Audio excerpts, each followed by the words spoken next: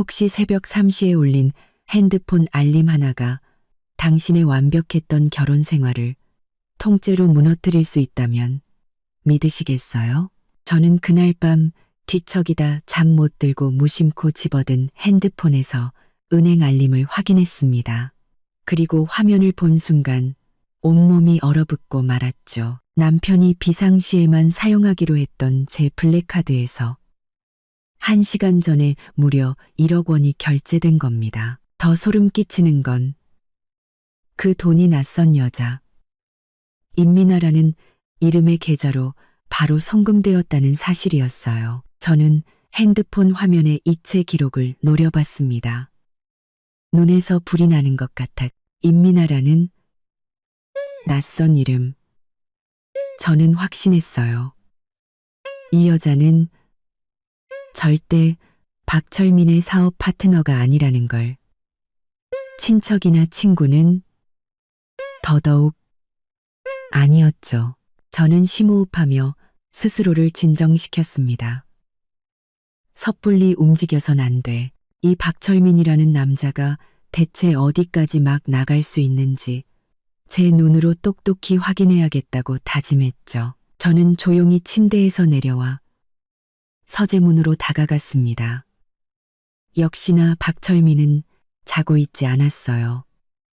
컴퓨터 앞에서 무언가에 열중하고 있었죠. 모니터 불빛이 그의 얼굴에 비쳐 어딘가 음산해 보였습니다. 저는 조심스럽게 문을 열고 최대한 평소와 같은 목소리로 말했습니다. 철민 씨, 이렇게 늦게까지 안 자고 뭐해요? 내일 회사도 가야 하잖아요. 박철민이 깜짝 놀라 돌아봤습니다. 그의 눈에 스친 당황한 기색을 저는 놓치지 않았죠. 그는 곧 평정을 되찾고는 황급히 컴퓨터 창을 닫고 일어서 제게 다가왔습니다. 여보, 깼어. 아, 급한 일이 좀 있어서. 금방 잘 거야. 그는 제 허리를 감싸 안았습니다. 저는 그의 품에 기대는 척했지만 코끝에 스치는 낯선 향수 냄새에 속이 울렁거렸습니다. 아주 옅었지만 제가 쓰는 향수는 절대 아니었어요. 꽤 비싼, 흔하지 않은 브랜드의 여성 향수였죠. 저는 속으로 비웃으며 아무것도 모르는 척 얼굴을 들고 그를 바라봤습니다. 무슨 문제 있어요? 내가 뭐 도와줄 일이라도? 박철민은 시선을 피하며 고개를 저었습니다. 아니야. 그냥 평범한 프로젝트 건이야. 걱정 말고 먼저 자. 나도 금방 들어갈게. 저는 고개를 끄덕이고 침실로 돌아왔습니다. 문이 닫히는 순간 제 얼굴에서 미소는 사라지고 차가운 증오만이 남았죠. 침대로 돌아온 저는 더 이상 잠을 잘 수가 없었습니다. 곧장 모바일 뱅킹 앱을 켜 블랙카드의 거래 내역을 샅샅이 뒤졌습니다. 그리고 결과는 충격적이었습니다. 반년 전부터 매달 15일 정확히 1억 원씩 이체된 기록이 있었습니다. 수취인은 모두 임민아라는 여자. 계산해보니 지난 반년 동안 박철민이 몰래 빼돌린 돈이 무려 6억 원이었습니다. 저는 분노로 온몸이 떨렸습니다. 그 돈은 돌아가신 부모님이 남겨주신 제 결혼 자금과 제가 창업해서 악착같이 모은 돈이었습니다. 혹시 모를 비상 상황을 대비해 블랙카드로 따로 보관해둔 돈이었는데 박철민이 상간녀를 위한 현금 인출기로 쓰고 있었던 겁니다. 화가 치밀어 올라 당장이라도 서재로 달려가 이 핸드폰을 그의 얼굴에 던져버리고 싶었습니다. 대체 왜 나한테 이런 짓을 하냐고 소리치고 싶었죠. 하지만 저는 참았습니다. 그들을 이렇게 쉽게 끝내줄 순 없었으니까요. 저는 냉정을 되찾고 대책을 생각하기 시작했습니다. 박철민이 쓰는 가족카드는 결혼할 때 제가 만들어준 것이었습니다. 평소 접대나 사업상 급할 때 쓰라고 넉넉하게 월 5천만 원 한도로요. 그동안 어떻게 쓰는지 한 번도 신경 쓰지 않았는데 이제 보니 그 돈의 상당 부분도 그 상간녀의 주머니로 들어갔을 게 뻔했습니다. 남의 돈 쓰는 걸 그렇게 좋아해? 그럼 내가 그 돈줄부터 끊어주지. 저는 모바일 뱅킹의 가족카드 관리 메뉴로 들어갔습니다. 카드 정지 버튼 위에 손가락을 올리고 한치의 망설임도 없이 눌러버렸습니다. 카드 정지 버튼 위에 손가락을 올리고 모든 것을 끝내고 나자 긴 한숨이 나왔습니다. 제 입가에는 차가운 미소가 걸렸죠. 박철민, 연기하느라 힘들었지. 내일이면 한 푼도 없는 기분이 어떤 건지 알게 될 거야. 저는 다시 침대에 누워 눈을 감았습니다. 머릿속은 이미 다음 계획으로 가득 차 있었습니다.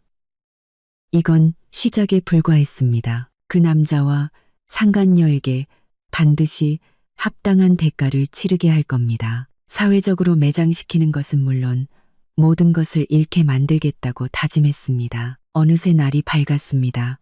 저는 일어나 씻고 평소처럼 아침 식사를 준비했습니다. 박철민도 침실에서 나왔습니다. 그는 피곤해 보였고 눈 밑에는 옅은 다크서클이 있었습니다.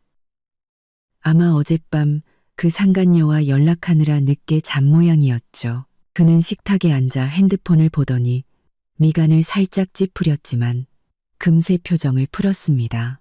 아직 카드 정지 사실은 모르는 것 같았죠. 여보, 아침부터 이렇게 진수성찬을 차렸네. 고마워. 박철민은 평소와 다름없는 말투로 제게 웃으며 말했습니다. 만약 제가 그 이체 기록을 보지 못했다면 이 다정한 모습에 또 속아 넘어갔을 겁니다.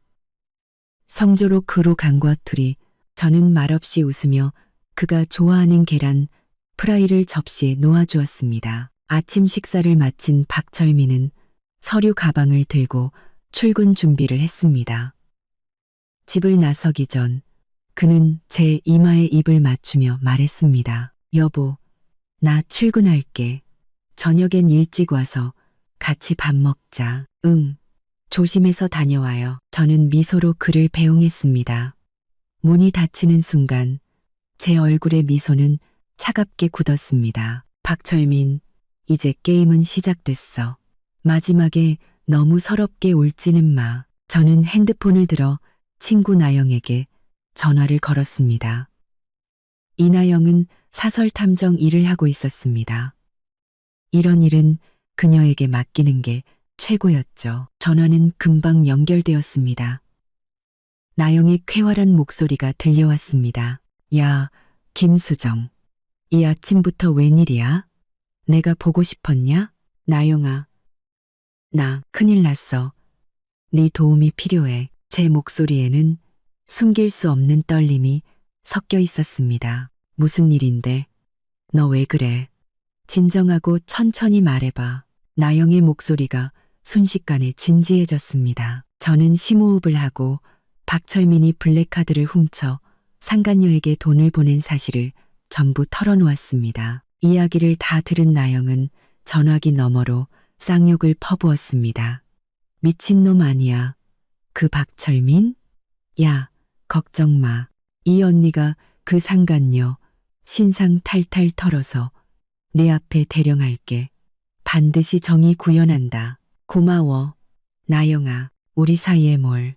너는 일단 섣불리 행동하지 말고 가만히 있어. 최대한 빨리 알아보고 연락 줄게. 응, 알았어. 저는 박철민의 옷장을 열고 그의 정장 재킷을 뒤졌습니다. 역시나 남색 정장 안주머니에서 영화표 한 장을 발견했습니다. 날짜는 지난주 토요일. 그날 그는 지방 출장을 간다고 했었죠. 표 옆에는 레스토랑 영수증도 있었습니다. 주문 내역은 온통 단 음식분. 박철민은 단 걸 입에도 대지 않는 사람이었습니다. 저는 이 증거들을 사진으로 찍어 저장하고 원래 자리에 그대로 두었습니다. 아무 일도 없었던 것처럼요. 일을 마친 저는 커피 한 잔을 타서 거실 창가에 앉아 멍하니 밖을 바라봤습니다. 햇살이 유리를 통해 들어왔지만 얼어붙은 제 마음을 녹이지는 못했습니다. 3년 전 박철민은 월세도 겨우 내는 가난한 청년이었습니다. 제가 부모님이 남겨주신 종잣돈을 내어주어 그의 첫 회사를 차릴 수 있었죠. 회사가 자금난에 허덕일 때 제 결혼 전 집을 담보로 대출을 받아 위기를 넘겨주었습니다. 저는 진심을 다하면 그의 진심을 얻을 수 있을 거라 믿었습니다. 하지만 결국 제 손으로 배은망덕한 짐승을 키운 셈이었습니다. 그때 핸드폰이 울렸습니다. 나영에게서 온 메시지였습니다. 일단 기본적인 건 찾았어. 임민아, 박철민 회사의 새로운 인턴이래. 갓 졸업했고 엄청 청순하게 생겼다더라. 박철민이 눈 돌아갈 만하네. 그리고 강남의 고급 오피스텔에 사는데 거긴 월세만 해도 몇백이야. 걔 월급으로는 절대 못 살아. 강남 오피스텔. 제 심장이 쿵 내려앉았습니다. 그곳은 박철민의 회사에서 차로 10분 거리였습니다. 두 사람이 이미 오래전부터 부적절한 관계였다는 뜻이었죠. 저는 나영에게 답장했습니다. 임민아의 다른 소득권이 있는지, 그리고 박철민과의 통화 기록이나 카톡 대화 내용도 최대한 확보해줘. 많을수록 좋아. 걱정 마. 시간은 좀 걸리겠지만 나만 믿으라고. 나영과의 대화를 마치고 저는 박철민과의 카톡 대화창을 열었습니다. 우리의 지난 대화 기록을 스크롤해 내렸습니다. 연애 시절의 달콤한 속삭임부터 결혼 후의 소소한 일상까지 한때 저를 설레게 했던 그 말들이 지금은 비수처럼 느껴졌습니다. 점심 12시 박철민에게서 전화가 왔습니다. 핸드폰 화면에 떠 있는 내 사랑이라는 글자를 보며 저는 심호흡을 하고 전화를 받았습니다. 여보, 나 점심은 못 들어갈 것 같아. 클라이언트랑 미팅이 잡혔어. 아, 그리고 오후에 클라이언트한테 선물 하나 사야 하는데 한 2천만 원 정도 필요할 것 같아. 가족 카드로 결제해야 할 것 같아. 저는 속으로 비웃었습니다. 클라이언트 선물이 아니라 임민아에게 줄 명품 선물이겠지. 하지만 저는 아무렇지 않은 척 쿨하게 대답했습니다. 문제없지. 알아서 좋은 걸로 사. 클라이언트 앞에서 없어 보이게 굴면 안 되잖아. 박철민은 안심한 듯 목소리가 한결 가벼워졌습니다. 역시 우리 아내가 최고야. 저녁에 맛있는 거 사갈게. 응. 운전 조심하고. 전화를 끊자마자 제 입가에 미소는 싸늘하게 식었습니다. 2천만 원. 딱 좋네. 카드가 정지된 걸 알았을 때 내 표정이 어떨지 정말 궁금하다. 만일을 위해 저는 은행 고객센터에 다시 전화해 가족 카드 정지 상태를 재확인하고 결제 시도 시 즉시 알림이 오도록 설정했습니다. 상담원은 모든 처리가 완료되었다고 정중하게 답했습니다. 저는 그제야 마음을 놓았습니다. 오후에 저는 집에 있지 않고 박철민의 회사로 차를 몰았습니다. 사무실로 바로 가지 않고 회사 건물 아래 카페 창가에 자리를 잡았습니다. 그가 말한 클라이언트 접대가 과연 어떤 것인지 제 눈으로 직접 확인하고 싶었습니다. 오후 2시쯤 박철민이 회사에서 나왔습니다. 그의 손에는 명품 쇼핑백이 들려 있었고 그는 곧장 택시에 올라탔습니다. 저는 바로 계산을 하고 그의 뒤를 쫓았습니다. 택시는 강남의 한 고급 오피스텔 단지 앞에서 멈췄습니다. 박철민은 차에서 내려 익숙하게 안으로 들어갔습니다. 택시는 강남의 한 고급 오피스텔 단지 앞에서 저는 오피스텔 맞은편에 차를 세우고 핸드폰으로 그의 사진을 몇 장 찍었습니다. 얼마 지나지 않아 젊고 예쁜 여자가 건물에서 뛰어나와 박철민의 품에 안겼습니다. 저 여자가 바로 임민아겠지요. 박철민은 웃으며 쇼핑백을 건넸고 임민아는 쇼핑백 안을 확인하더니 기쁘게 그의 뺨에 입을 맞췄습니다. 두 사람은 다정하게 팔짱을 끼고 건물 안으로 사라졌습니다. 저는 차 안에서 그 모습을 보며 속이 뒤집히는 것 같았습니다. 메스꺼움을 억누르며 방금 찍은 사진을 나영에게 보냈습니다. 이 여자 맞아. 이 건물 몇 호에 사는지, 그리고 이 집 박철민이 사준 건지 확인해줘. 접수. 바로 알아볼게. 나영의 답장은 빨랐습니다. 저는 더 이상 그곳에 머물지 않고 집으로 돌아왔습니다. 정원 더 이상 집에 돌아온 저는 짐을 싸기 시작했습니다. 제 소유의 귀중품, 집문서, 은행카드 등 중요한 서류들을 모두 여행 가방 하나에 정리했습니다. 박철민과 모든 것을 끝낼 준비를 마친 겁니다. 모든 게 드러나는 순간 저는 미련 없이 이곳을 떠날 수 있을 겁니다. 저녁 6시쯤 박철민이 돌아왔습니다. 그는 문을 열자마자 활짝 웃으며 말했습니다. 여보, 나왔어. 오늘 미팅 엄청 잘 됐어. 우리 외식하자. 축하 파티해야지. 저는 부엌에서 저녁을 준비하다 고개를 내밀고 웃어 보였습니다. 나가서 먹을 필요 없어. 이미 다 차렸는데 당신 좋아하는 걸로만 했어. 박철민은 다가와 뒤에서 저를 안았습니다. 역시 우리 아내밖에 없네. 갈수록 현모양처가 되어가. 저는 그의 몸에서 아침과 똑같은 인미나의 향수 냄새를 맡을 수 있었습니다. 저는 태연하게 그를 밀어내며 말했습니다. 손 씻고 와. 음식 식겠다. 식사하는 동안 박철민은 계속해서 제게 반찬을 집어주며 온갖 달콤한 말을 늘어놓았습니다. 아마 오후에 인미나에게 선물을 사준 것이 기분이 좋았던 모양입니다. 제 이상한 낌새는 전혀 눈치채지 못했죠. 식사가 반쯤 지났을 때 박철민의 핸드폰이 울렸습니다. 그는 액정을 확인하더니 표정이 살짝 굳으며 베란다로 나가 전화를 받았습니다. 저는 어렴풋이 그의 목소리를 들을 수 있었습니다. 자기야, 화내지 마. 내일 다시 사러 가자. 알았어. 사랑해. 전화를 끊고 돌아온 박철민의 표정은 어색했습니다. 저는 아무것도 못 들은 척 물었습니다. 누구예요? 이 시간에 박철민은 황급히 변명했습니다. 아, 회사 직원. 내일 업무 때문에 급한 일이 있다네. 저는 더 묻지 않고 그냥 웃어 보였습니다. 아직 동이 트지 않은 새벽. 저는 핸드폰 진동에 잠이 깼습니다. 알람이 아니라 나영이 보낸 메시지였습니다. 찾았어. 강남 오피스텔. 석 달 전에 박철민이 전액 현금으로 매입했고 명의는 인미나 앞으로 되어 있어. 그리고 두 사람 최근 3개월간 호텔 출입 기록도 확보했어. 이 계좌식 진짜 막 나가네. 저는 핸드폰 속의 이체 증명서와 아파트 매매 계약서 사진을 보며 오히려 마음이 차분해졌습니다. 분노가 지나간 자리에는 차가운 계산만이 남았습니다. 저는 나영에게 답장했습니다.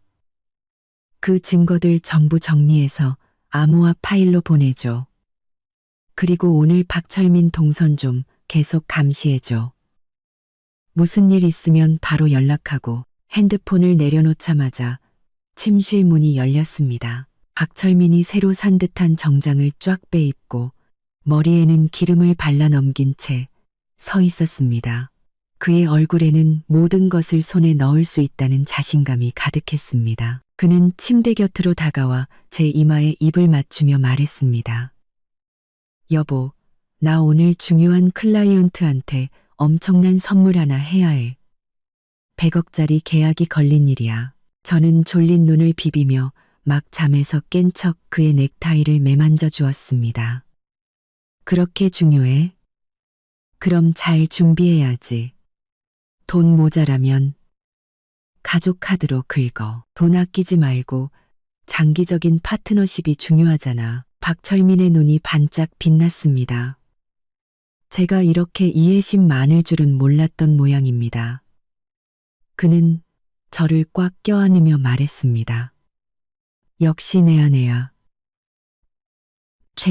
당신은 정말 최고의 내조의 여왕이야.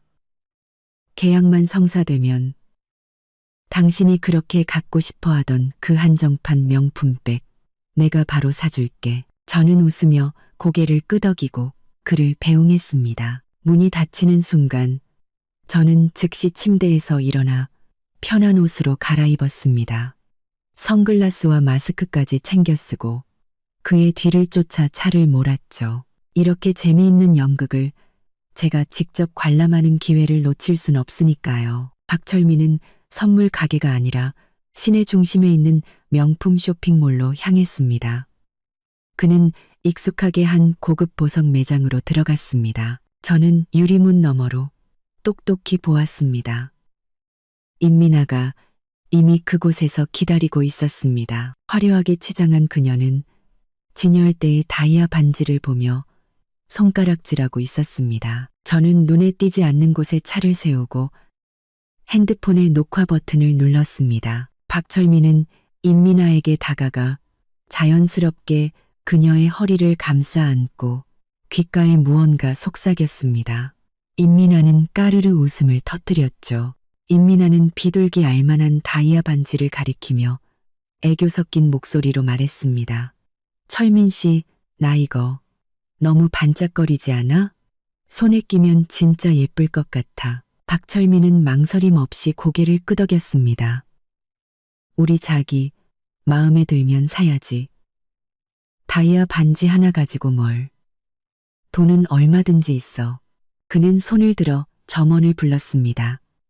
이 반지 포장해 주세요. 점원은 즉시 만면에 미소를 띠고 보석함을 꺼내 반지를 담았습니다. 손님, 이 별빛의 키스 다이아 반지는 저희 한정판 모델로 가격은 5천만 원입니다. 카드로 하시겠어요? 카드로. 박철민은 의기양양하게 턱을 치켜들고 지갑에서 제가 준 가족 카드를 꺼내 건넸습니다. 마치 자신의 능력을 과시하는 듯한 모습이었죠. 임민아는 그의 품에 기대어 자랑스럽고 우쭐한 눈빛을 보냈습니다. 점원은 카드를 받아 능숙하게 카드 단말기에 긁었습니다. 손님, 비밀번호 입력해 주세요. 박철민은 자신만만하게 비밀번호를 눌렀습니다. 하지만 바로 다음 순간 단말기에서 삑삑거리는 경고음이 울렸습니다. 화면에는 거래 실패, 정지된 카드입니다. 라는 붉은 글씨가 떠 있었습니다. 점원의 얼굴에서 미소가 굳었습니다. 그는 자신이 실수한 줄 알고 다시 카드를 긁었지만 결과는 마찬가지였습니다. 죄송합니다. 손님, 단말기가 문제인 것 같네요. 다른 기계로 해보겠습니다. 그는 옆에 있는 다른 단말기로 다시 시도했지만 결과는 여전히 거래 실패였습니다. 이제 점원의 표정은 미묘하게 변했고 박철민을 보는 눈에는 의심이 깃들었습니다. 박철민의 얼굴은 순식간에 굳어졌습니다. 이럴 리가 없는데, 이 카드 문제 없었는데 왜 정지됐지? 당신들 기계가 이상한 거 아니야? 임민아도 짜증이 난 듯 박철민의 팔을 잡아당겼습니다. 철민 씨, 어떻게 된 거야? 비밀번호 틀린 거 아니야? 틀릴 리가 없잖아. 박철민은 언성을 높이며 직접 비밀번호를 다시 입력했습니다. 긴장한 탓에 손가락이 떨렸죠. 하지만 단말기는 무정하게도 거래 실패를 알렸습니다. 삑삑거리는 소리는 조용한 매장 안에서 유난히 크게 울렸습니다. 주위의 다른 손님들도 이쪽을 힐끔거리며 수군대기 시작했습니다. 돈도 없으면서 허세 부린 거 아니야? 겉은 멀쩡하게 입었는데 알고 보니 빈털털이네. 그 말들은 바늘처럼 박철민에게 밝혔습니다. 그의 얼굴은 새빨개졌다가 이내 잿빛으로 변했습니다. 그는 점원의 손에서 카드를 낚아채 꽉 움켜쥐었습니다. 은행 시스템에 문제가 생긴 게 분명해. 박철민은 애써 태연한 척하며 임민아에게 말하고 점원에게는 굳은 미소를 지어 보였습니다.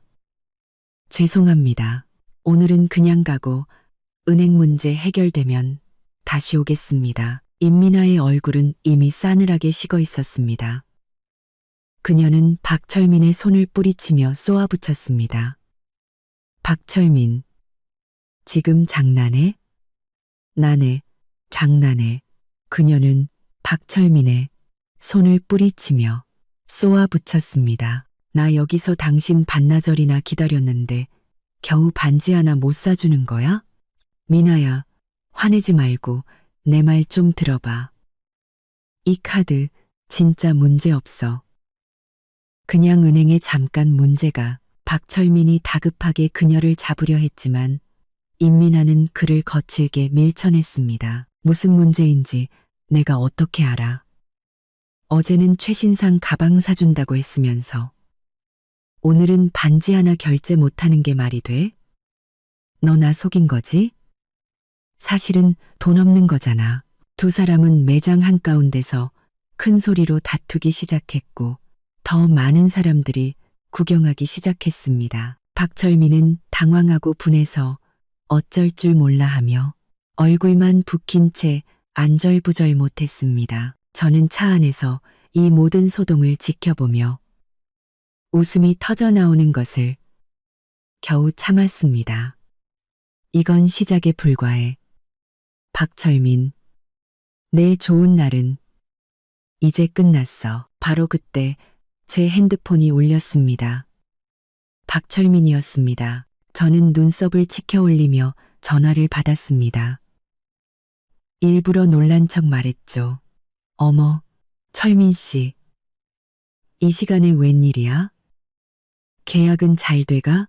박철민의 목소리에는 억눌린 분노와 초조함이 가득했습니다. 박철민의 목소리에는 여보, 내 카드 왜 안 긁히는 거야? 정지됐다고 나오는데 당신이 그런 거야? 저는 일부러 아무것도 모르는 척 말했습니다. 정지? 그럴 리가. 난 카드 만진 적 없는데. 혹시 요즘 너무 많이 써서 은행에서 막은 거 아니야? 말도 안 돼. 전에도 잘만 썼어. 박철민이 소리쳤습니다. 당장 은행에 전화해서 알아봐줘. 나 지금 클라이언트랑 선물 사러 왔는데 카드 안 긁히면 얼마나 창피하겠어. 어머, 어떡하지? 저는 일부러 난처한 목소리로 말했습니다. 나 지금 피부 관리 받으러 와서 핸드폰 배터리도 거의 없는데 은행 고객센터 번호도 기억 안 나고 당신이 직접 은행에 전화해 보거나 당신 신용카드로 먼저 결제하면 안 돼? 내 신용카드는 한도 초과란 말이야. 박철민이 무심코 소리쳤다가 실언을 깨닫고 말을 더듬었습니다. 아니, 그게 아니라 한도가 모자라. 이 선물 2천만 원이 넘는단 말이야. 저는 속으로 비웃었습니다. 역시 자기 돈은 상간녀한테 다 썼구나. 저는 정말 곤란하다는 듯이 말했습니다. 그럼 나도 방법이 없는데 일단 집으로 와. 같이 은행 가보자. 어떻게 돌아가? 클라이언트가 여기서 기다리고 있는데 박철민의 목소리는 거의 울먹이는 수준이었습니다. 여보, 제발 어떻게든 좀 해봐. 안 그러면 이 계약 날아간다고. 하지만 난 정말 도와줄 수가 없는 걸. 핸드폰이 곧 꺼질 것 같아. 저는 일부러 핸드폰 버튼을 눌러 배터리 부족 경고음을 내고 다급하게 말했습니다. 끊어야겠다. 핸드폰 꺼지려 해. 나 일 끝나고 바로 집으로 갈게. 박철민이 무언가 더 말하려는 것을 무시하고 저는 그대로 전화를 끊고 그의 번호를 차단해버렸습니다. 유리문 너머로 전화를 끄는 박철민이 그대로 주저앉는 모습이 보였습니다. 그의 얼굴은 핏기 하나 없이 창백했습니다. 임민아는 옆에서 계속 그를 비난했지만 그는 아무것도 들리지 않는 듯 멍하니 손에 든 카드를 내려다볼 뿐이었습니다. 결국 박철민은 사람들의 비웃음 속에서 임민아의 팔을 잡아 끌고 낭패한 모습으로 보석 매장을 떠났습니다. 저는 그들보다 먼저 집으로 돌아와 증거 서류들을 금고에 넣고 잠갔습니다. 그러자 문 밖에서 쾅 하는 소리가 들렸습니다. 박철민이 돌아온 겁니다. 문에다 화풀이를 한 모양이었죠. 문은 발로 찬 듯 활짝 열렸고 박철민이 잿빛 얼굴로 서 있었습니다. 머리는 헝클어지고 정장에는 어디서 묻었는지 모를 얼룩이 묻어 있었습니다. 아침에 나가던 의기양양한 모습은 온데간데 없었죠. 임민아는 따라오지 않은 걸 보니 달래서 보냈거나 아니면 화가 나서 가버린 모양입니다. 김수정, 너 대체 무슨 짓을 한 거야? 박철민은 들어오자마자 제게 손가락질하며 소리쳤습니다. 왜 내 카드를 정지시킨 거냐고. 클라이언트 앞에서 날 망신 주려고. 일부러 그런 거지? 저는 소파에 앉아 여유롭게 차를 마시며 그를 올려다봤습니다. 내가 정지시킨 거 아니라고 했잖아. 은행 문제라니까. 그래서 선물은 못 샀어? 웃기지 마. 박철민은 제게 다가와 찻잔을 빼앗아 바닥에 내동댕이 쳤습니다. 쨍그랑하는 날카로운 소리가 울렸습니다. 너 말고 내 카드를 정지시킬 사람이 누가 있어? 김수정. 너 다 알고 있었지? 일부러 나 엿먹이려고 그런 거잖아. 저는 자리에서 일어났습니다. 저는 박철민보다 키가 반뼘 정도 컸습니다. 평소에는 그를 배려해 자세를 낮추곤 했지만 지금 허리를 펴고 그를 내려다보자 그는 저도 모르게 한 걸음 뒤로 물러섰습니다. 박철민, 말은 똑바로 해야지. 내가 내 카드를 정지시켰다는 증거 있어? 오히려 내가 내 카드로 대체 누구 선물을 사려 했는지가 더 궁금한데 제 말은 그의 정곡을 찔렀습니다. 박철민의 눈빛이 흔들렸지만 그는 곧 다시 목소리를 높였습니다. 당연히 클라이언트 선물이지. 네가 이따위 짓만 안 했어도 난 벌써 100억짜리 계약을 따냈을 거야. 이제 다 망했어. 클라이언트는 화나서 가버렸고 회사 손해가 막심하다고. 다 너 때문이야. 100억짜리 계약? 저는 비웃었습니다. 박철민, 양심에 손을 얹고 말해봐. 네 회사 재정 상태로 100억짜리 계약을 따낼 수나 있어. 내가 모를 줄 알아? 너 지난달 직원들 월급도 내 돈으로 줬잖아. 너. 박철민은 말문이 막힌 듯 얼굴이 시뻘개졌습니다. 바로 그때 초인종이 울렸습니다. 이어 시어머니의 날카로운 목소리가 들려왔습니다. 철민아, 수정아, 문 열어라.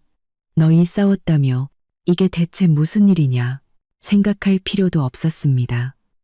박철민이 오는 길에 시어머니에게 전화해 나쁜 놈이 먼저 고자질한 게 분명했습니다. 박철민은 구세주라도 만난 듯 당장 달려가 문을 열었습니다. 문이 열리자마자 시어머니가 뛰어들어왔습니다. 바닥에 깨진 찻잔 조각과 박철민의 억울한 표정을 보더니 바로 폭발했습니다. 김수정, 네가 우리 아들을 얼마나 화나게 했으면 이 모양이냐. 시어머니는 제게 손가락질하며 소리쳤습니다. 멀쩡히 잘 살다가 왜 난리야. 우리 철민이가 밖에서 이 집안 일으키려고 얼마나 고생하는데. 넌 집에서 편하게 있으면서 속이나 썩이고. 어머니, 잘 오셨어요. 어머니가 좀 판단해 주세요. 박철민은 시어머니 옆에 붙어 불쌍한 척 연기했습니다. 제가 오늘 100억짜리 계약 때문에 클라이언트 선물을 사려고 했는데 수정이가 갑자기 제 카드를 정지시켜 버렸어요. 그래서 보석 매장에서 망신만 당하고 클라이언트는 화나서 가버리고 회사 손해가 이만저만이 아니에요. 뭐? 네가 카드를 정지시켰다고? 시어머니의 눈이 동그래지며 목소리가 한 옥타브 높아졌습니다. 김수정, 너 미쳤니? 그 카드는 우리 철민이 사업하라고 준 거잖아. 그걸 막으면 우리 아들이 어떻게 일을 해? 너 이 집에서 살기 싫어? 저는 모자가 번갈아가며 연기하는 모습에 헛웃음이 나왔습니다. 어머님, 저한테 화내시기 전에 아드님께 먼저 물어보셔야 할 게 있는 것 같은데요. 그 클라이언트라는 분, 혹시 이름이 임민아 아니에요? 그리고 그 선물이라는 게 5천만 원짜리 다이아 반지 아니고요. 박철민과 시어머니의 얼굴이 동시에 굳었습니다. 박철민은 당황하며 소리쳤습니다. 김수정, 너 헛소리 하지 마. 무슨 인민아야. 난 모르는 사람이야. 모르는 사람? 저는 비웃으며 핸드폰을 꺼내 나영이 보내준 사진을 보여주었습니다. 박철민과 임민아가 강남 오피스텔 앞에서 껴안고 있는 사진이었죠. 그럼 이 여자는 누군데요? 어제 오후에 강남 오피스텔 간 거, 클라이언트 만나러 간 거 아니잖아요. 그리고 이 사진은요. 석 달 전에 보석 매장에서 이 여자한테 목걸이 사주는 모습인데 그때 당신 지방 출장 갔다고 했었죠? 저는 핸드폰을 시어머니 앞으로 내밀었습니다. 시어머니는 사진을 보며 미간을 찌푸렸지만 여전히 아들을 감쌌습니다. 설령 이런 여자가 있다고 해도 그냥 회사 동료겠지. 일하다 보면 밥도 같이 먹고 선물도 좀 줄 수 있는 거 아니냐. 김수정, 너 별것도 아닌 일로 사람 의심하지 마. 목걸이가 작은 선물이라고요? 그럼 매달 1억씩 보내주는 건 그냥 용돈이겠네요. 저는 핸드폰을 집어넣으며 차갑게 말했습니다. 어머님, 박철민이 제 블랙카드로 매달 임민아라는 여자한테 1억씩 보내줬어요. 벌써 반년이 나요. 총 6억이에요.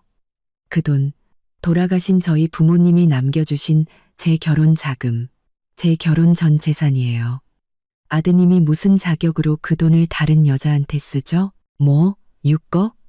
시어머니는 그제야 정말로 놀란 듯 했습니다. 하지만 그녀는 금세 평정을 되찾고 박철민의 손을 잡으며 당당하게 말했습니다. 김수정, 말은 바로 해야지. 너랑 철민이는 부부잖아. 내 돈이 우리 아들 돈이고 우리 아들 돈이 내 돈이지. 우리 아들이 쓰고 싶으면 쓰는 거지. 그걸 왜 따져. 그리고 우리 철민이가 이렇게 잘났는데 젊은 여자가 좋아하는 게 당연하지. 그냥 한번 실수한 거 가지고 아내라는 사람이 좀 감싸줘야지. 여기서 따지고 들면 어떻게. 저는 제 귀를 의심했습니다. 감싸주라고요? 어머님, 그럼 아드님이 제 돈 훔쳐서 바람 피운 게 제 잘못이라는 말씀이세요? 내가 언제 그랬냐. 시어머니는 목에 핏대를 세웠습니다. 부부 사이에는 서로 이해가 필요하다는 거지. 우리 철민이가 스트레스가 많아서 잠깐 실수한 건데 카드나 빨리 풀어주고 이 일은 없던 걸로 해. 괜히 부부싸움 키우지 말고 카드 정지를 풀라고요? 제가 제 돈으로 상간녀 먹여 살리는 꼴을 계속 보라는 말씀이세요? 저는 기가 막혀 웃음이 터져 나왔습니다. 어머님, 혹시 잊으셨어요? 박철민의 회사는 제 돈으로 세운 거고 지금 사는 이 집도 제 결혼 전 재산이에요. 심지어 아드님이 입고 있는 옷, 차고 있는 시계까지 전부 제가 사준 거예요. 대체 무슨 자격으로 제 돈을 가지고 바람을 피우냐고요. 김수정, 너 말이 너무 심하다. 시어언니는 테이블을 치며 소리쳤습니다. 여자는 시집 오면 그 집 귀신이 되는 거야. 네가 우리 철민이랑 결혼했으면 당연히 남편을 위해 희생해야지. 지금 남편이 좀 어렵다고 도와주지는 못할 망정. 뒤에서 칼을 꽂아? 네가 그러고도 아내야? 아내는 호구가 아니에요. 저도 화가 치밀어 목소리를 높였습니다. 어머님, 말이 통하면 대화를 하겠지만 이렇게 막무가내로 아드님만 감싸시면 더 이상 할 말 없어요. 내가 뭘 막무가내라는 거야. 시어머니는 펄펄 뛰었습니다. 너 이제 돈 좀 벌었다고 눈에 뵈는 게 없구나? 내가 허락 안 했으면 너 우리 철민이랑 결혼도 못했어. 김수정, 똑똑히 들어. 오늘 당장 카드 정지 안 풀면 나 여기서 한 발짝도 안 나갈 줄 알아. 시어머니는 그렇게 말하며 바닥에 주저앉아 허벅지를 치며 통곡하기 시작했습니다. 아이고, 내 팔자야. 아들 하나 고생해서 키워놨더니 이렇게 되바라진 며느리를 들여서 이제 카드도 못 쓰게 하고 이 왼수 같은 세상 어떻게 살아. 박철민은 옆에서 말리기는커녕 오히려 부추겼습니다. 어머니 화내지 마세요. 그러다 몸 상해요. 수정이가 그냥 잠시 생각이 꼬인 거니까 곧 정신 차릴 거예요. 저는 이 황당한 광경을 보며 완전히 마음이 식어버렸습니다. 이 모자는 도무지 말이 통하는 상대가 아니었습니다. 더 이상 대화는 무의미했죠. 저는 침실로 들어가 미리 싸둔 여행 가방을 들고 나왔습니다. 그리고 바닥에서 울고 있는 시어머니와 의기양양한 표정의 박철민을 향해 말했습니다. 카드 정지, 절대 안 풀어줘요. 그리고 이 집, 제 겁니다. 지금 당장 여기서 나가든가 아니면 법원에서 온 소환장을 받든가 둘 중 하나 선택하세요. 네가 감히 우릴 쫓아내. 박철민이 눈을 동그랗게 뜨고 저를 쳐다봤습니다. 김수정, 너 너무하는 거 아니야? 너무해? 저는 비웃었습니다. 내가 너무해요. 아니면 당신들이 너무해요? 박철민, 당신은 내 돈 훔쳐서 상간녀 먹여 살렸고 어머님은 잘잘못도 따지지 않고 아들만 감싸고 돌았잖아요. 진짜 너무한 건 당신들이에요. 시어머니도 울음을 그치고 일어나 저를 노려봤습니다. 김수정, 네가 돈 좀 있다고 잘난 척하지 마. 우리 철민이한테 무슨 일 생기면 내가 너 가만 안 둬. 어디 한번 해보시죠. 저는 더 이상 그들을 상대하지 않고 여행 가방을 끌고 문으로 향했습니다. 어디가? 박철민이 다급하게 저를 막아섰습니다. 수정아, 충동적으로 행동하지 마. 우리 다시 얘기 좀 하자. 내가 어디 가든 당신이 상관할 바 아니에요. 저는 그를 밀쳐냈습니다. 오늘부터 우리 별거야. 그리고 그 6억 원 최대한 빨리 갚는 게 좋을 거야. 안 그러면 당신이랑 당신의 그 소중한 인민아 둘 다 사회에서 매장시켜 버릴 테니까. 저는 그 말을 남기고 뒤도 돌아보지 않고 집을 나섰습니다. 등 뒤로 박철민과 시어머니의 분노에 찬 고함 소리가 들려왔습니다. 아파트 단지를 벗어나자 신선한 공기가 폐부 깊숙이 들어왔습니다. 온몸의 긴장이 풀리는 기분이었습니다. 저는 호텔 대신 나영의 집으로 향했습니다.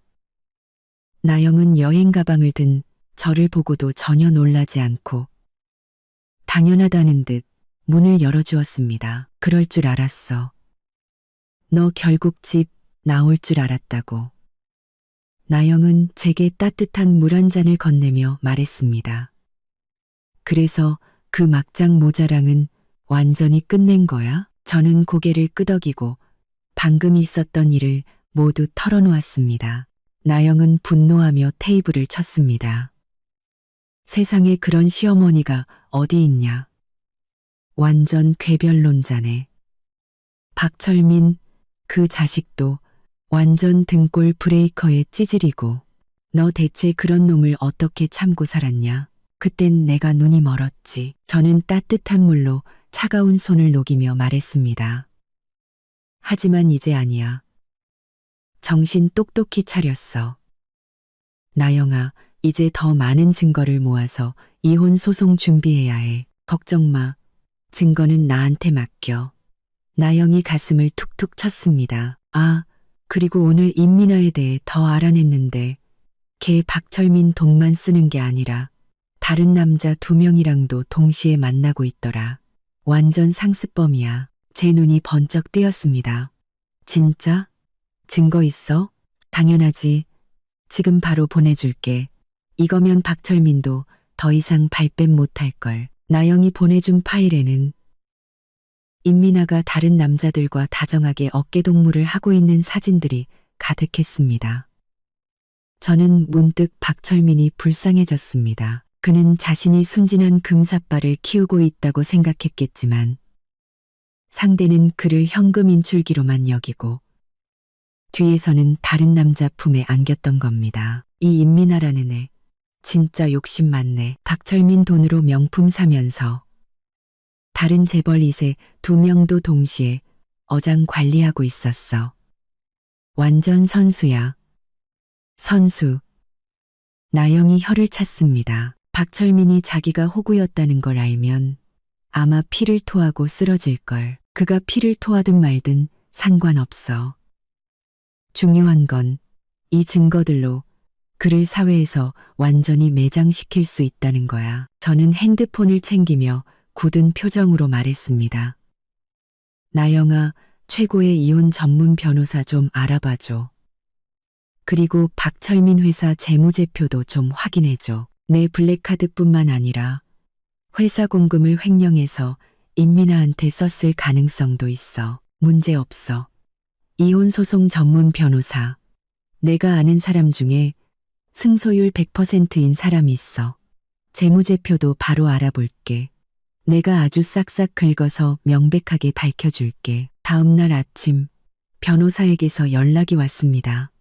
우리는 카페에서 만나기로 했습니다. 변호사는 제가 가진 증거들을 보고 미간을 찌푸렸습니다. 김수정 씨, 이 이체 기록과 사진들은 박철민 씨의 외도와 재산, 은닉을 증명하기엔 충분하지만 그를 완전히 빈털터리로 만들려면 더 강력한 증거가 필요합니다. 예를 들면 공금 횡령 증거나 임민아 씨와 부부 행세를 하며 동거했다는 증거 같은 것들이요. 공금 횡령 증거는 지금 찾고 있어요.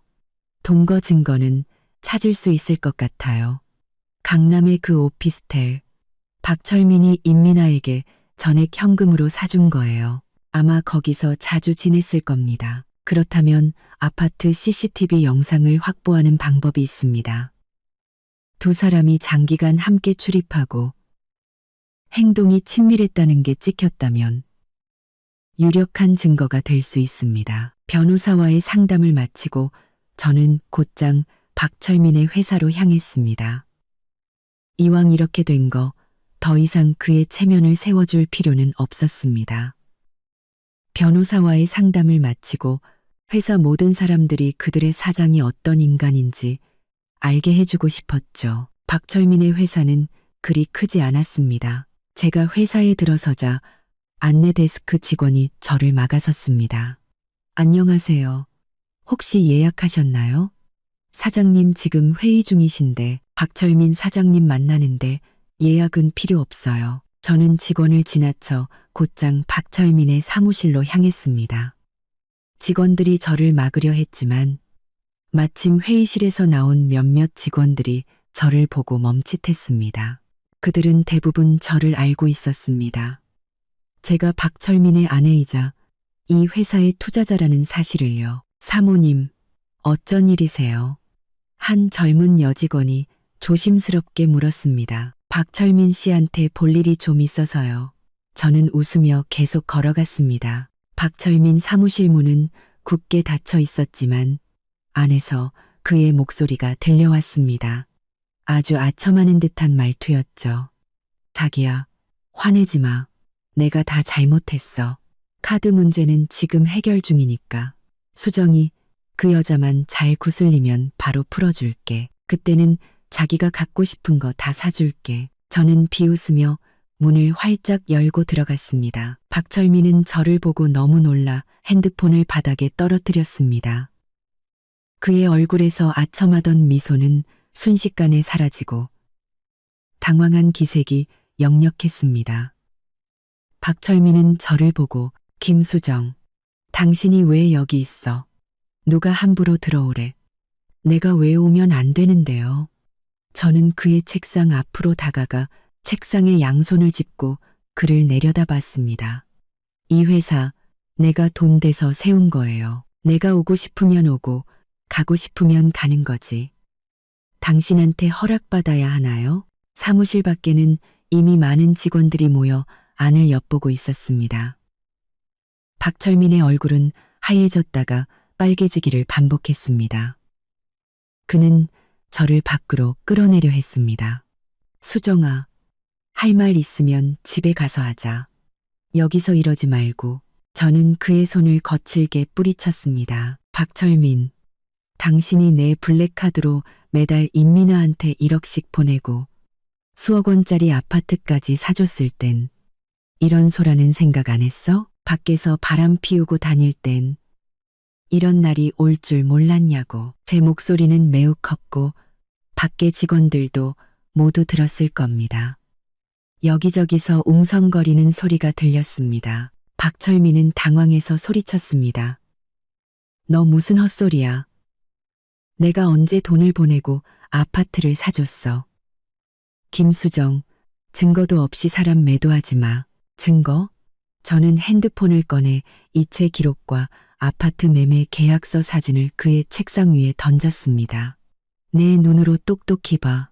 이게 네가 내 블랙카드로 이체한 내역 아니야? 이게 네가 임민아한테 아파트 사준 계약서 아니냐고. 네 서명까지 똑똑히 찍혀 있는데 발뺌할 수 있을 것 같아? 박철민은 핸드폰 화면 속의 증거를 보고 몸을 휘청이며 의자에 주저앉을 뻔했습니다. 그는 입을 열었지만 아무 말도 하지 못했습니다. 사장님, 이게 대체 어떻게 된 일이에요? 한 나이 든 직원이 참지 못하고 물었습니다.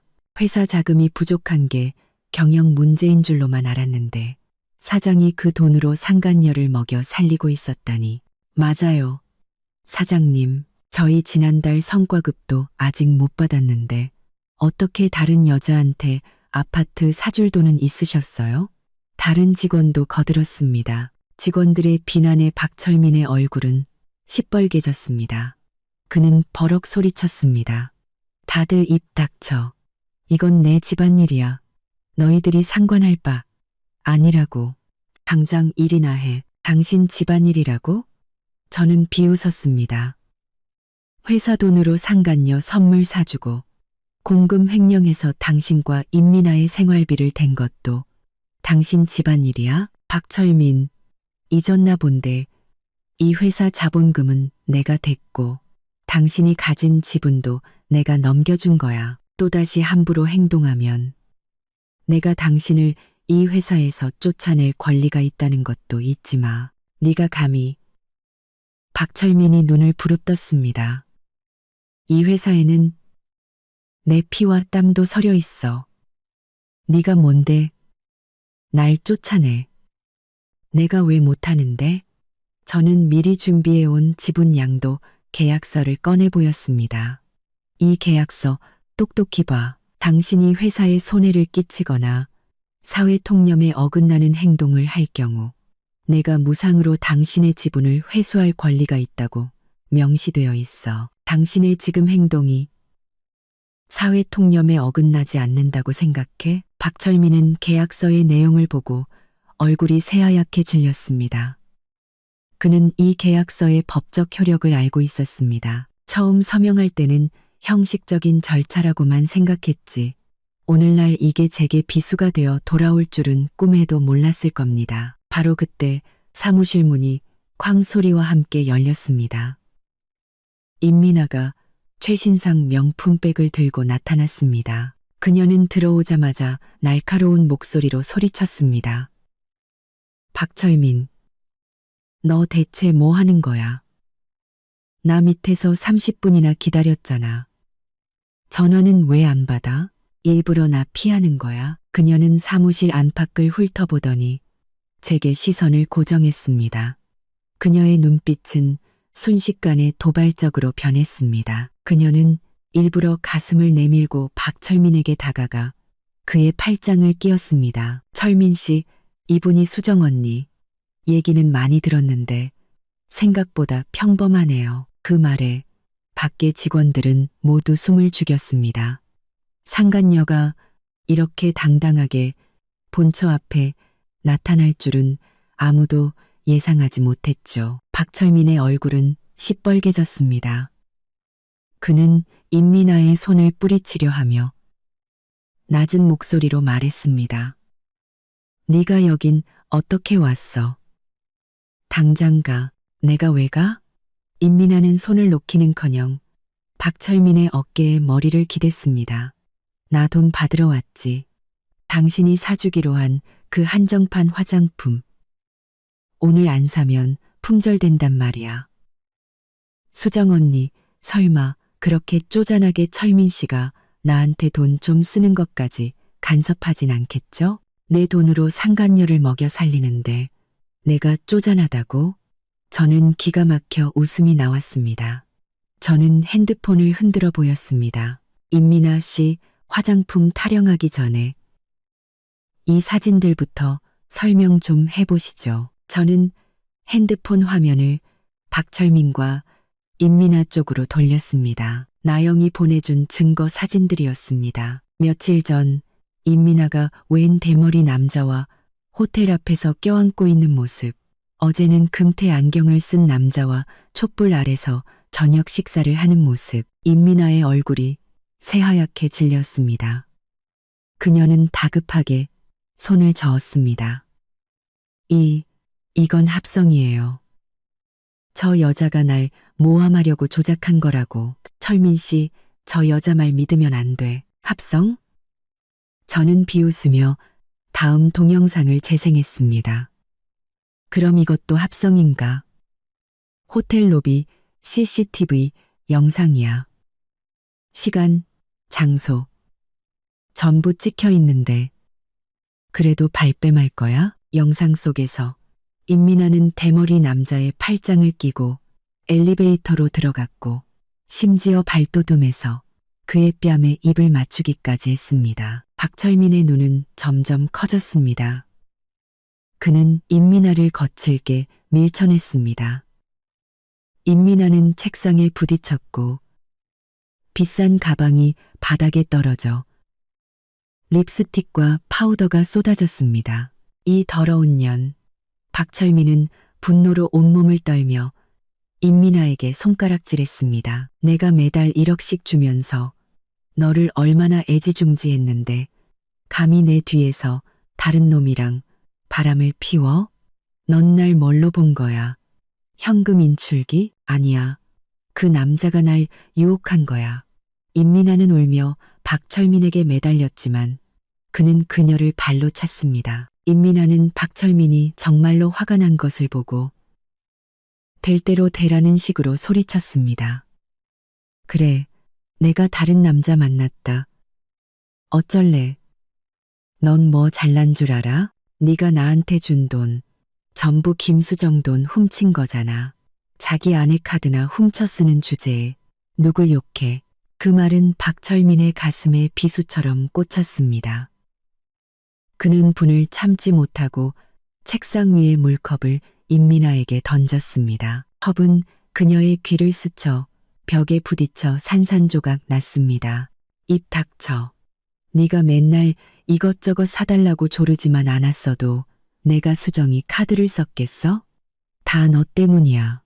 두 사람은 순식간에 머리채를 잡고 싸우기 시작했습니다. 사무실 밖의 직원들은 입을 떡 벌리고 그 광경을 지켜봤고 몇몇은 핸드폰으로 영상을 찍기 시작했습니다. 아마 1시간도 안 돼서 이 소문은 업계 전체에 퍼질 겁니다. 저는 혐오스럽다는 듯 미간을 찌푸리고 경비실에 전화를 걸었습니다.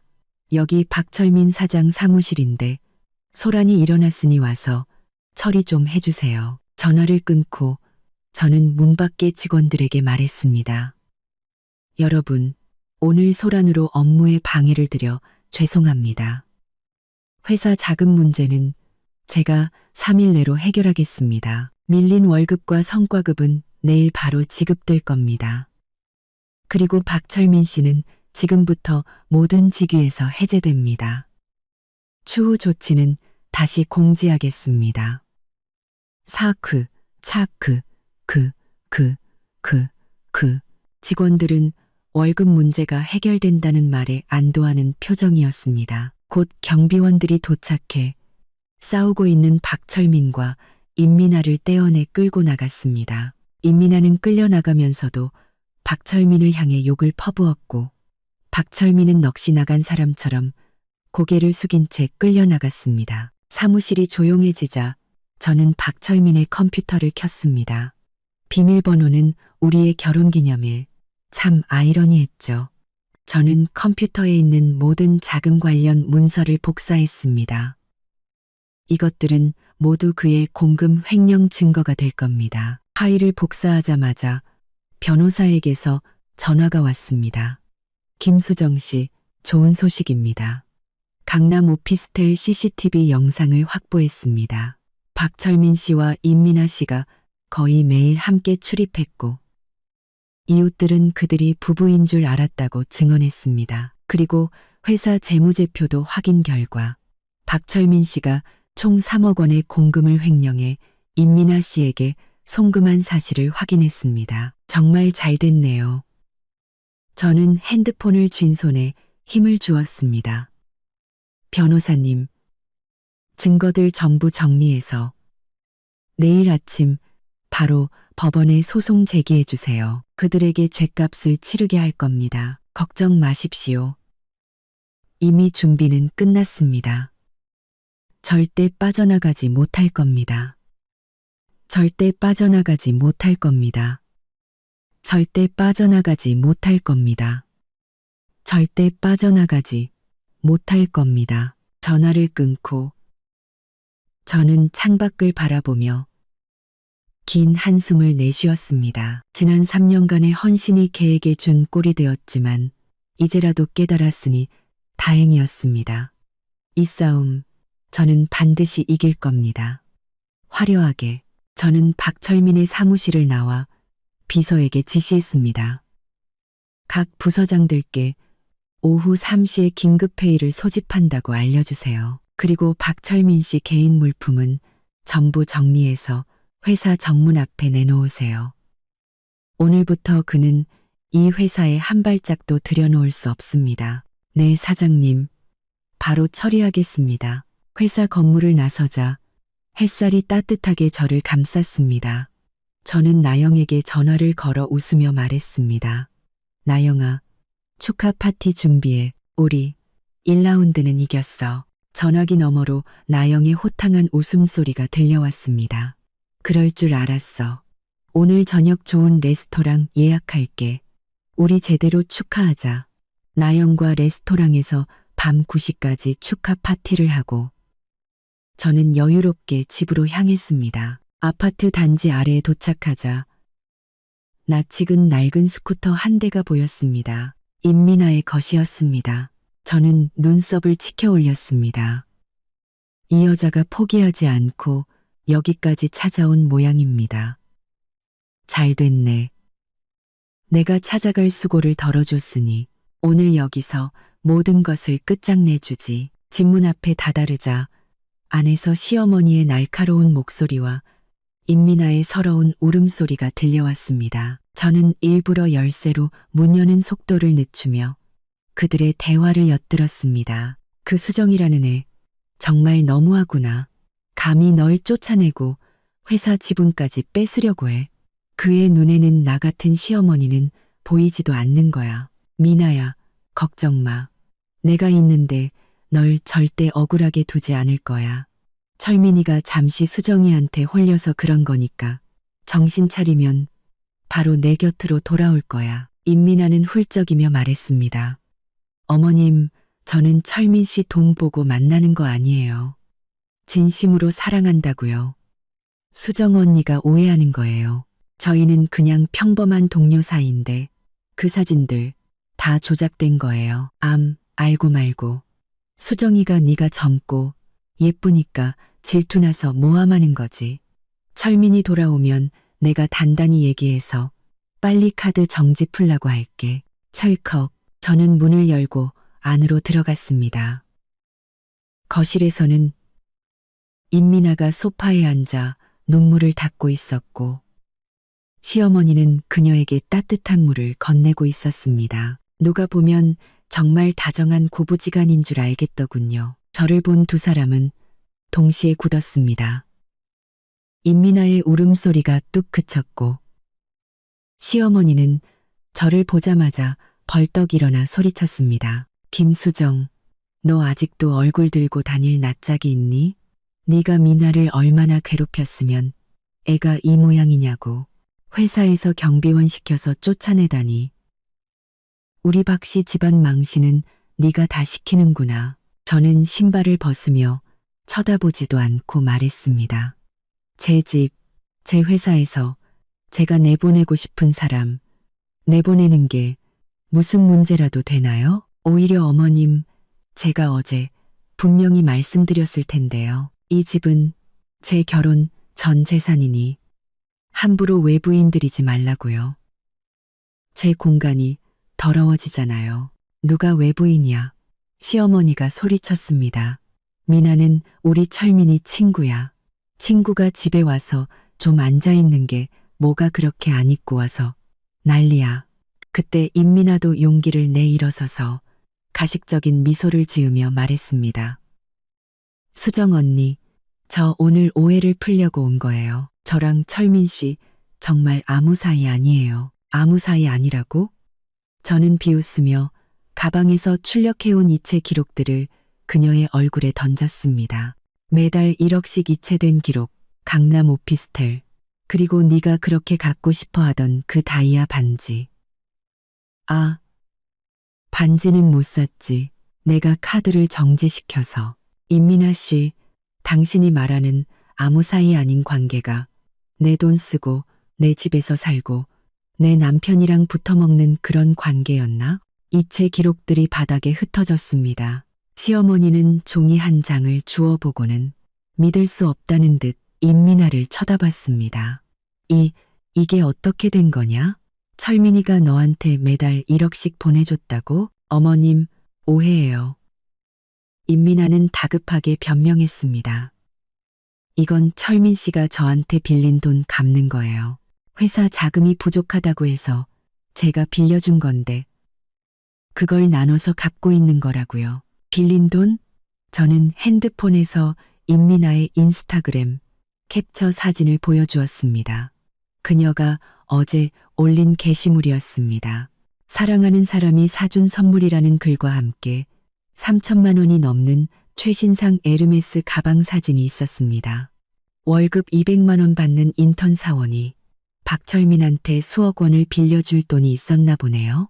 아니면 혹시 당신이 빌려줬다는 그 돈이 박철민이 바로 전날 당신한테 보내준 1억 원 아니고요. 임미나의 얼굴이 새하얗게 질렸습니다. 시어머니도 바보는 아니었습니다. 그 사진과 이전에 박철민이 신용카드 한도가 초과됐다고 했던 말을 떠올리자 그녀의 얼굴도 굳어졌습니다. 그녀는 아들을 아꼈지만 돈도 아꼈습니다. 1억 원은 10만 원이 아니었으니까요. 설령 철민 씨가 나한테 돈을 썼다고 해도 그건 그 사람이 원해서 한 거예요. 임미나는 더 이상 숨길 수 없다고 판단했는지 적반하장으로 나왔습니다. 수정 언니, 당신한테 묶여서 철민 씨가 얼마나 불행했는지 알아요? 당신은 일밖에 모르는 여자잖아요. 나처럼 그 사람을 즐겁게 해줄 수 있냐고요. 즐겁게 해줘. 저는 기가 막혀 웃음이 나왔습니다. 당신이 즐겁게 해준 결과가 공금 횡령 3억 원, 내 카드 도용 6억 원, 회사 직원들 월급도 못 주는 신세가 된 거야? 임미나, 그건 그 사람을 즐겁게 해준 게 아니라 감옥으로 밀어넣은 거라고. 아니야. 임미나는 소리쳤습니다. 그 사람이 자진해서 준 거야. 내가 달라고 한 적 없어. 달라고 한 적 없어? 저는 또 다른 증거, 박철민과 임미나의 카톡 대화 내용을 보여주었습니다. 자기야, 내 친구들은 다 그 한정판 가방 있는데 나도 갖고 싶어. 강남 오피스텔, 전망이 너무 좋더라. 거기서 우리 둘만의 보금자리를 만들고 싶어. 우리 엄마 수술해야 하는데 5천만 원이 필요해. 모든 메시지 뒤에는 자기야, 걱정 마. 바로 보내줄게. 라는 박철민의 답장이 달려 있었습니다. 저는 핸드폰을 시어머니에게 보여주며 말했습니다. 어머님, 보세요. 그리고 그 수술비라는 거 제가 나영이 시켜서 알아봤는데 임미나 씨 어머니 아주 건강하게 고향에서 에어로빅하고 계시더라고요. 시어머니는 대화 내용을 보고 손을 부들부들 떨었습니다. 임민아는 시어머니의 태도가 바뀐 것을 보고 그녀에게 매달렸습니다. 어머님, 저 여자 말 믿지 마세요. 다 조작된 거예요. 조작? 저는 녹음기를 꺼내 재생 버튼을 눌렀습니다. 방금 제가 문 밖에서 들었던 대화 내용이 흘러나왔습니다. 임민아 씨, 세상 사람들이 다 박철민처럼 바보인 줄 알아? 난 당신과 박철민이 부부 행세하며 동거한 CCTV 영상, 당신이 내 재산을 횡령한 모든 증거 다 가지고 있어. 지금 당장 내 집에서 꺼지고 박철민한테 받은 돈 전부 토해내. 안 그러면 지금 바로 사기죄로 경찰에 신고할 거야. 임민아는 겁에 질려 다리에 힘이 풀린 듯 그 자리에 무릎을 꿇었습니다. 수정 언니, 제가 잘못했어요. 정말 잘못했어요. 돈은 다 갚을게요. 제발 신고만은 하지 말아주세요. 제발요. 이제 와서 잘못했다고? 저는 그녀를 차갑게 내려다봤습니다. 내 돈으로 명품 쇼핑할 때는 이런 날이 올 줄 몰랐어? 바로 그때 문이 열리고 박철민이 비틀거리며 들어왔습니다. 술 냄새가 진동했습니다. 그는 거실의 광경을 보고 멈칫했습니다. 작게 떨어 서실의 광경을 보고 박철민이 비틀거리며 들어왔습니다. 이게 다 무슨 일이야? 임민아는 구세주를 만난 듯 박철민에게 달려가 안겼습니다. 철민 씨, 수정 언니가 나 경찰에 신고한대. 나 좀 살려줘. 박철민은 임민아를 밀어내고 복잡한 눈빛으로 저를 쳐다봤습니다. 김수정, 너무 심하게 굴지 마. 미나도 피해자일 수 있잖아. 너무해. 저는 기가 막혀 웃었습니다. 박철민, 이 이체 기록들 좀 봐. 이 대화 내용도. 얘가 피해자면 나는 뭔데? 나는 그냥 호구야. 저는 증거들을 그의 얼굴에 던졌습니다. 네가 내 블랙카드 훔치고 회사 공금 횡령해서 이 여자한테 아파트 사주고 명품백 사줄 때 내 양심은 어디 있었는데? 박철민은 바닥에 증거들을 주워보고는 소파에 주저앉아 머리를 감싸쥐었습니다. 내가 잘못했어. 수정아, 한 번만 더 기회를 줘. 내가 임민아랑 깨끗하게 정리하고 돈도 다 갚을게. 우리 다시 시작하자. 응, 다시 시작하자고? 저는 비웃었습니다. 박철민, 우리 사이에 그럴 가능성이 있다고 생각해? 네가 처음 임민아한테 돈을 보냈을 때 우리는 이미 끝났어. 시어머니도 그제야 정신을 차리고 박철민의 등을 세게 내리쳤습니다. 이 한심한 놈아, 내가 저런 애랑 어울리지 말라고 했지. 이제 돈도 잃고 회사도 잃고 우리 박씨 집안 대를 끊을 셈이냐. 어머니, 제가 잘못했어요. 임민아는 박철민이 자신을 감싸주기는커녕 잘못을 비는 것을 보고 다급하게 소리쳤습니다. 박철민, 너 나한테 이럴 수 없어. 네가 나 책임진다고 했잖아. 네가 나한테 준 돈, 네가 원해서 준 거잖아. 내가 왜 갚아야 해? 안 갚겠다고? 저는 핸드폰 녹음 기능을 켜며 말했습니다. 그럼 지금 바로 경찰서 가자. 남의 아내 돈으로 남의 남편이랑 동거한 게 사기죄가 되는지 안 되는지 경찰한테 직접 물어보자고. 임민아는 겁에 질려 뒤로 물러섰습니다. 갚을게요. 갚으면 되잖아요. 그녀는 가방에서 은행카드를 꺼냈습니다. 여기 5천만 원 있어요. 제가 그동안 아껴 쓴 돈이에요. 나머지는 나눠서 갚을게요. 나눠서. 저는 눈썹을 치켜 올렸습니다. 임민아 씨, 내가 아직도 당신을 믿을 것 같아? 3일 줄게. 6억 원. 단 1원도 모자라면 안 돼. 그리고 강남 오피스텔. 내일 당장 내 명의로 이전해. 안 그러면 당신은 돈도 갚고 감옥에도 가게 될 거야. 임민아는 이를 악물고 박철민을 노려봤습니다. 그리고 마지못해 고개를 끄덕였습니다. 알았어요. 이제 내 집에서 당장 나가. 임민아는 저를 한번 쏘아보고는 문을 박차고 나갔습니다. 시어머니는 제 눈초리에 아무 말도 못하고 입을 다물었습니다. 거실이 조용해지자 박철민이 저를 올려다봤습니다. 수정아, 내가 정말 미안해. 하지만 회사는 나 없으면 안 돼. 나랑 같이 일해온 직원들이 있잖아. 제발 지분은 회수하지 말아줘. 회사는 내가 세웠고 직원들도 내가 뽑았어. 당신 없으면 회사가 망할 것 같아? 박철민, 너무 자만하지 마. 내일부터 내가 회사를 정식으로 인수할 거야. 당신은 법원에서 온 소환장이나 기다리고 있어. 저는 그 말을 남기고 침실로 들어가 문을 잠가버렸습니다. 침대에 누워 저는 변호사에게 메시지를 보냈습니다. 변호사님, 내일 강남 오피스텔 명의 이전 처리 좀 부탁드립니다. 그리고 박철민 공금 횡령 증거 다 정리되셨나요? 네, 모두 정리됐습니다. 내일 아침 바로 법원에 소송을 제기하겠습니다. 변호사의 답장을 받고 저는 긴 한숨을 내쉬었습니다. 아직 전쟁은 끝나지 않았지만 저는 이미 절대적으로 유리한 고지를 점령했습니다. 그날 밤 저는 거실에서 나는 소리에 잠이 깼습니다. 나가보니 박철민이 서재 서랍을 뒤지고 있었습니다. 뭘 찾는 거죠? 제 목소리에 박철민은 깜짝 놀라 손에 든 서류를 떨어뜨렸습니다. 회사 재무제표였습니다. 서류를 떨어뜨렸습니다. 아, 회사 재정 상황이 어떤지 손실을 좀 만회할 수 있을까 해서. 당신이 신경 쓸 일 아니에요. 저는 다가가 서류를 빼앗았습니다. 회사 일은 내가 알아서 할 테니 당신은 나한테 갚을 돈이나 걱정하세요. 박철민은 분하고 억울한 눈빛으로 저를 쳐다봤습니다.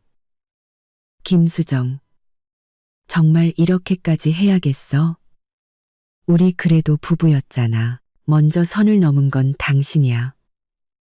저는 그를 차갑게 바라봤습니다.